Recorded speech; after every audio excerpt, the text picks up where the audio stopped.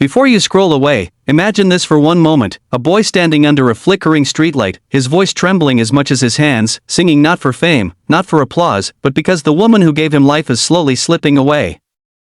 Stay with this story until the end, because what happens next will change the way you see hope forever. And if stories that touch your heart matter to you, don't forget to like this video and subscribe to the channel, because every like helps stories like this reach the people who need them most. The boy's name was Daniel, and he was only 17.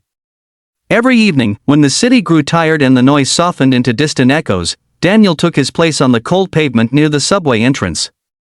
His clothes were always clean but worn thin, washed carefully by his own hands because his mother no longer had the strength. He carried a small speaker with cracks taped over, and a microphone he'd found in a pawnshop bargain bin. When he sang, people slowed down without knowing why. Some thought it was the sadness in his voice, others said it was the honesty. But the truth was simpler: Daniel sang like someone who had nothing left to lose. His mother, Maria, had once been a singer herself. Not a famous one, not someone whose name appeared on posters, but the kind of singer who filled small rooms with warmth. When Daniel was little, she used to sing while cooking, while cleaning, while holding him when nightmares came. Then life did what it often does. His father left. Medical bills arrived. And one winter morning, Maria collapsed at work. The diagnosis came quietly, cruelly, wrapped in medical terms that all meant the same thing: time was running out, and treatment was expensive. Daniel dropped out of school without telling anyone. Not because he didn't care about his future, but because he cared more about hers. Singing on the streets wasn't his dream, it was his last option. Some nights he made enough for groceries. Other nights, he counted coins under a street lamp and pretended not to notice people staring. He never told his mother how hard it was. He smiled, brought home bread, and sang softly at her bedside, just like she used to do for him. One rainy evening, when the crowd was thinner than usual, a woman stopped and listened all the way through his song. She didn't clap. She didn't cry. She simply asked, "Why do you sing like that?" Daniel hesitated, then answered honestly, "Because my mom needs me to." The woman introduced herself as a volunteer who helped young performers find opportunities. Before leaving, she handed him a card and said, "I think the world needs to hear this voice." Weeks passed. Maria grew weaker.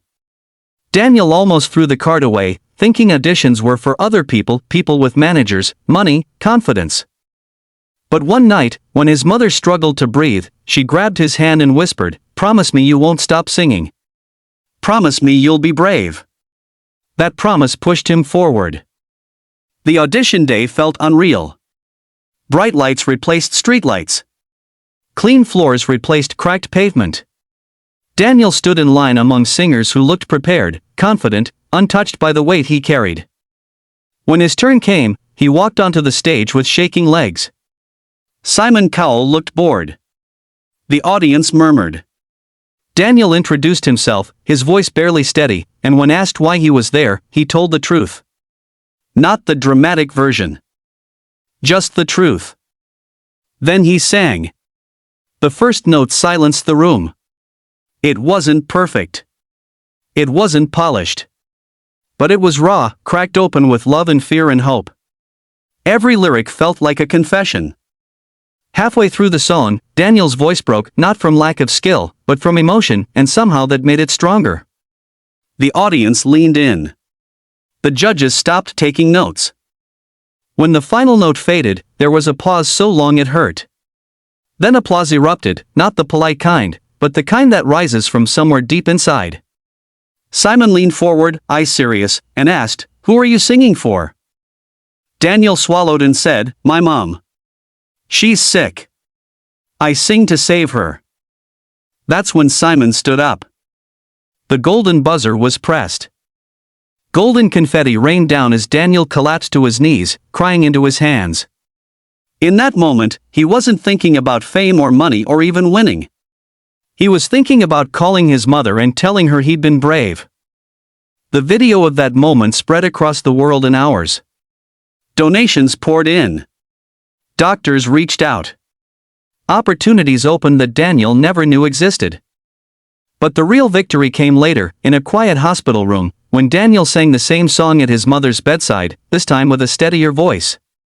Maria smiled through tears, knowing her son's voice had carried him and her through the darkness.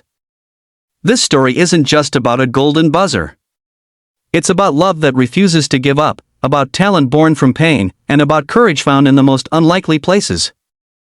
If this story moved you, please like the video and subscribe to the channel, because somewhere right now, another Daniel is singing under a streetlight, hoping the world will listen.